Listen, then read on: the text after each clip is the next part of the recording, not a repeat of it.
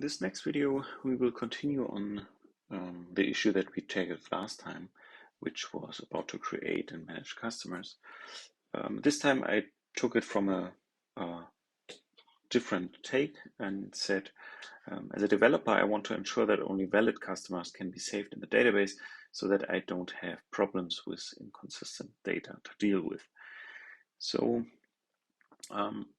what we are going to do in this video is mainly talking about testing, and in particular we'll just create a unit test that will ensure that we actually have put the right annotations onto our application. So let's get started. Here we have our JPA entity customer, and as you might remember, we have this email annotation in the email field. So this means only valid email addresses are actually being treated as correct. And then in the address class, we also have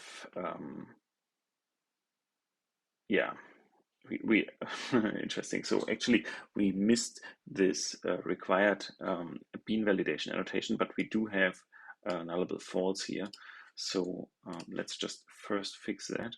So the street should also be not null enabled, or we can even make it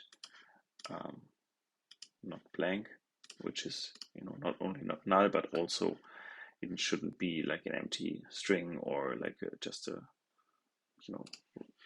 empty like a space or whatever. So yes, with that we can create a test for it. And since Jmix relies on Spring Boot, basically all the testing goodness that comes from Spring Boot can be applied here in Jmix. So first of all, let me just create a test. I can do that here via Command-Shift-T in the entity, and then IntelliJ asked me to create a test. Yes, I would like to do that. Yeah, I will just go with the JUnit 5, and for now this is just fine. We can add it to the Git. And so then the first thing would be to create a test method, and what we could do is say given valid customer when save customer, then customer is saved. So this will be the happy path test. And yeah, so the way that how to interact with the database. So actually, perhaps let's rephrase that. I will not create just a regular test, but I will create an integration test, because I will indeed connect to the database and also wire up the Spring context. So the difference between creating a Spring context and a test or not is that either Spring, the framework will even start up and create all the beans, and you can interact with the APIs from Spring and also from Jmix. But that does not necessarily have to be the case. So we can also write a unit test that just so for example, let me just create like here a very easy test. So this one I can run, and when it starts, what we'll basically see is that there's no Spring Boot output, and that it starts up the application context and so on. So there's nothing in it. It just builds the Java files, and this is comparably fast. And the alternative that we have is to annotate this test with Spring Boot test, and then when we do the same thing, it basically will emulate the starting up of the application, and then it normally takes a little bit longer. So here you see that it already started all the configuration from Spring Boot. The reason why it was now comparably fast is because the class were already compiled and I didn't change anything. Okay, so but what we want to do here is to create an integration test. And in an integration test, I can just, as in production code, wire up Spring Beans, and therefore also all the Jmix APIs that we have. So therefore, I will create a DataManager instance, and yeah, in this test, just create a customer.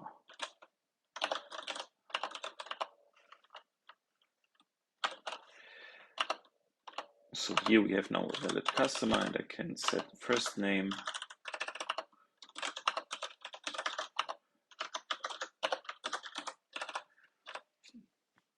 and yeah, then the next thing would be to say, hey, let's check a valid email. So this would be bar.com, for example.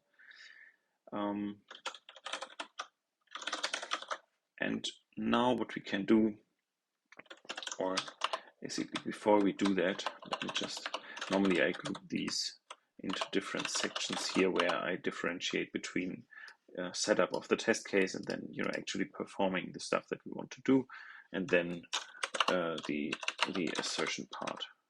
So this would be then here DataManager save and then customer, and we can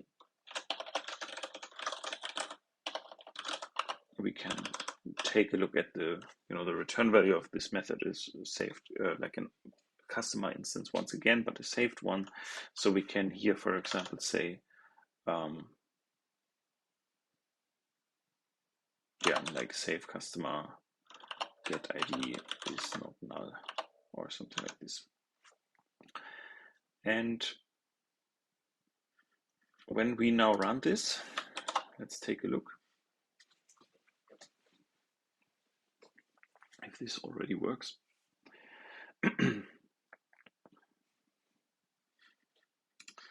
So right now it doesn't, and this is an interesting problem. I didn't expect that to come here right now, but actually it makes sense.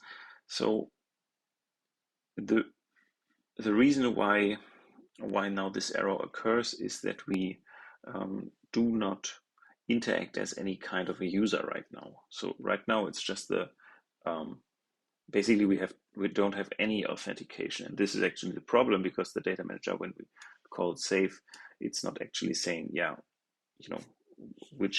what is the user or the context in which I'm running here. So for that, what we can do is to inject another bean, which is called SystemAuthenticator, and this bean has a particular method. So we can say SystemAuthenticator with system, and then inside that we give like a lambda function here, and we just basically do all of our assertions in there. The API of this SystemAuthenticator is not so intuitive, because you have to return something for this particular method. We can just return null. This does not do anything. Yeah, so we could either do it like this, or the alternative, perhaps it's even better, to say we will actually make this the return value, and then do the assertion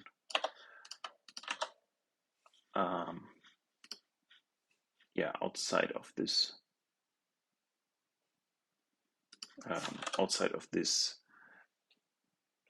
lambda. So with that, it should now be fixed, and now we can just switch it to a lambda expression. So now we have basically encapsulated our save call here into the SystemAuthenticator call.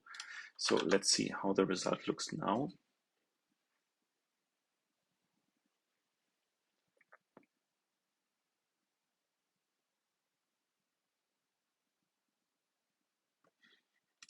Okay, so it's still not working. And the reason for that is that right now we don't have a street configured for the address. So let's fix that. So we will create a new instance of type address.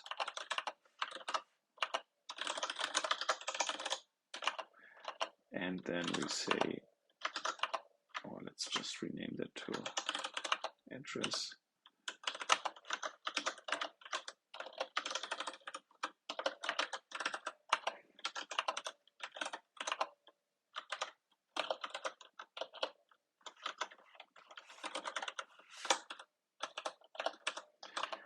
And then last, the city.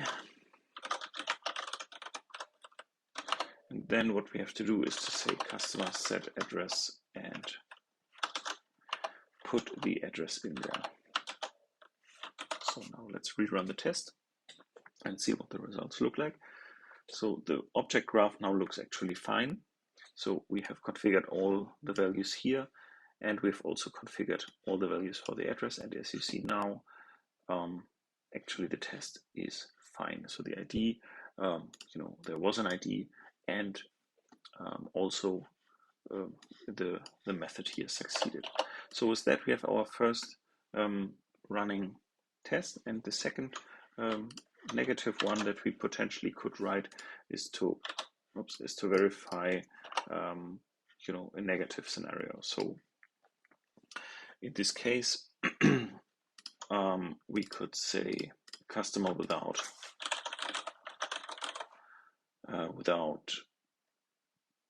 or let's say with invalid email. When save customer, then validation, or we could do it like this: when validate customer, then customer is invalid. So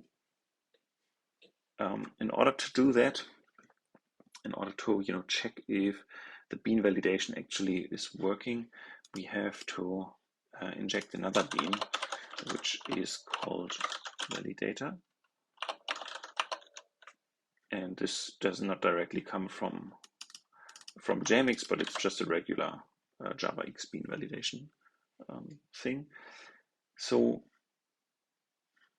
now we set with invalid email address, and then we said when validate customer, then the customer is invalid. Okay, so this means everything here is fine except for, let me just create an invalid email address. And the address we actually don't need because we don't care about that right now. And then I can even get rid of this one here. And the when part will actually not be saving the object, but what we can do instead is validator validate, and then we can say customer. And the second parameter that it requires is validation groups. And for now, we can just go with the default class that comes from the JavaX validation logic, and the result of this whole thing will be like we can call it violations. Sounds reasonable. And so the first thing, since it's a set, we could say validations and then is empty, just to see that our test is now actually failing. And then we can make the test actually green. So this assert that, and that this whole DSL here comes from assertJ, as you can see here from the import that we did. This comes automatically with Jmix, although it's not an explicit dependency, but it's actually an implicit one. So if you look in the build Gradle, you wouldn't find it here directly. But this is just a nice way to express some validations. I'm sorry, some assertions on your unit tests. And now we said, okay, so it's empty, and the error says no, it's not empty. Instead, there's a violation message, or there's a violation object in here, which goes into the property path email, and the error message is not a well-formatted email address, and the message template is Java X validation constraint email message. So this means, first of all, we can say has size 1. With that, our test should already pass. And yeah, the second thing would be that we actually check on this object. So this would be like an additional verification. So this means, I will just pick the first one here. Let me just get this object here. So now we have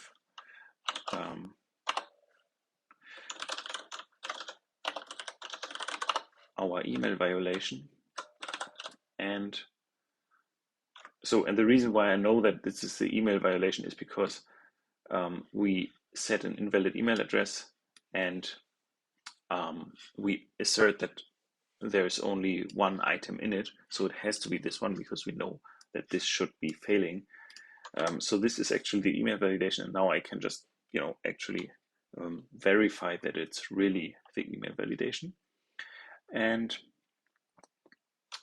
so there are methods on it. So for example, there's get property path, which will return us this.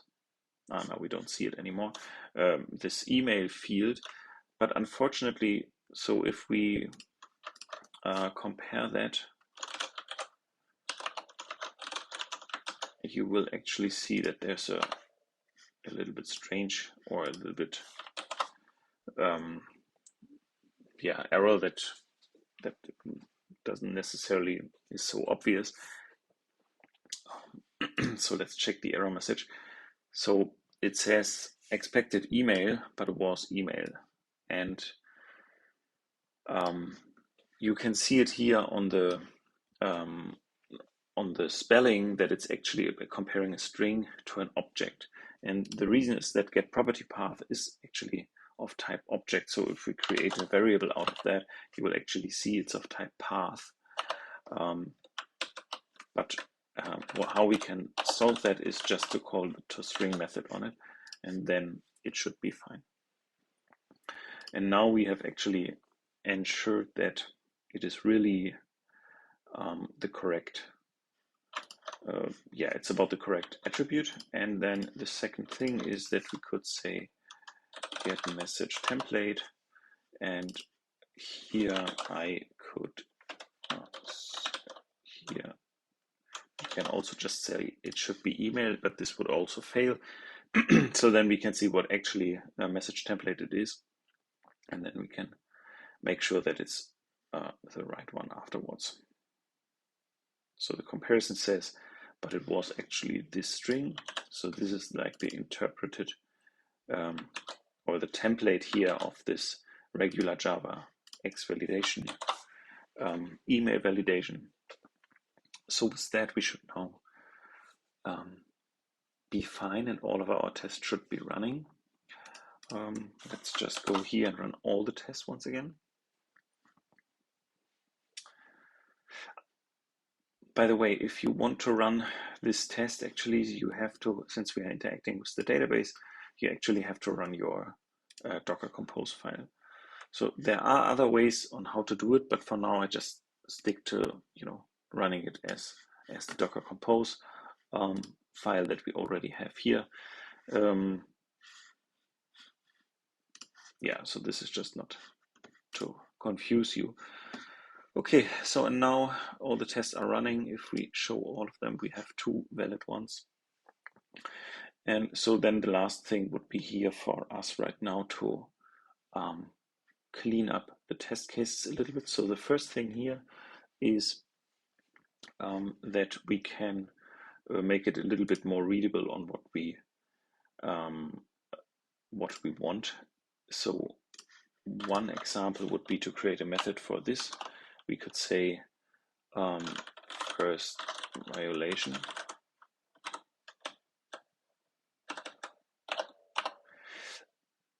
and the reason for that is that I normally try to avoid of having any kind of stuff in the test case that is actually, expressing what we are checking here. Because if we have that, then oftentimes it's really hard to identify what is actually tested. So let's create, small helper methods to just make it a little bit easier to read.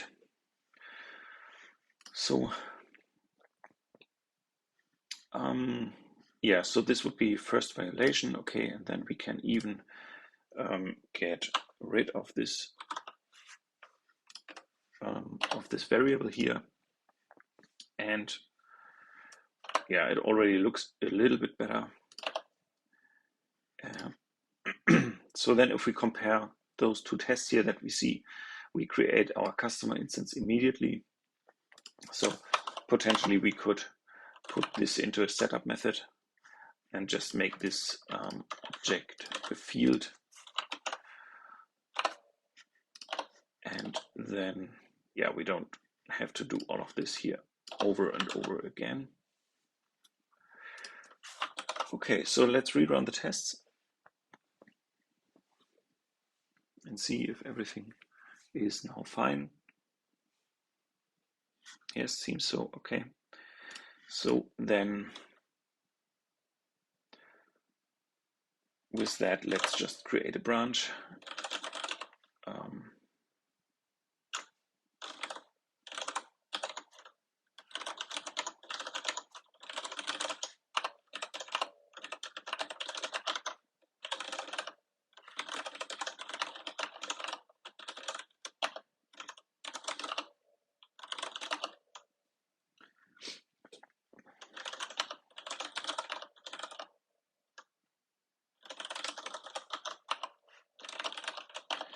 Okay, so I will immediately create a pull request so that we can see in the CI system if everything works fine against this test database. And if this is the case, yeah, then we should be done with our verification here.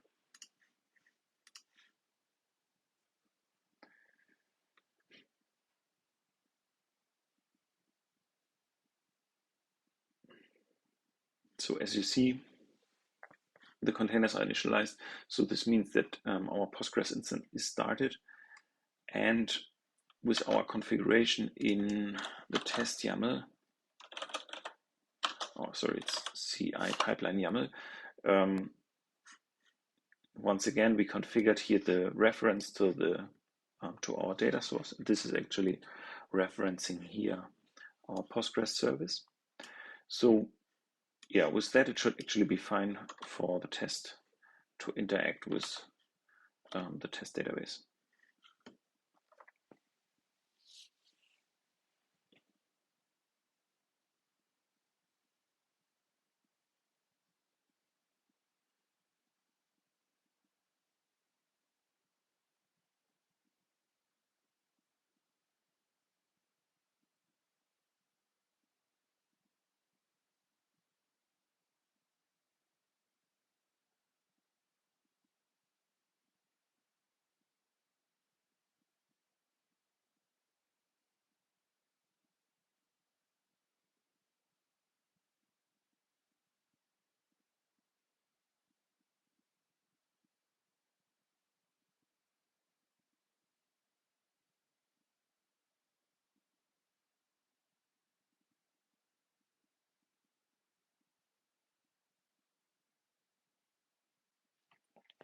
Okay, so CI pipeline is done.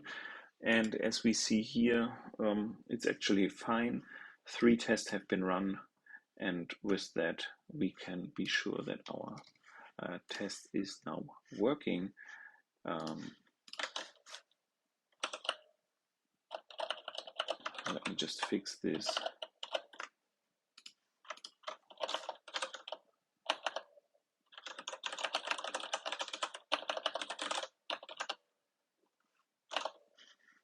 This message here, if we put this commit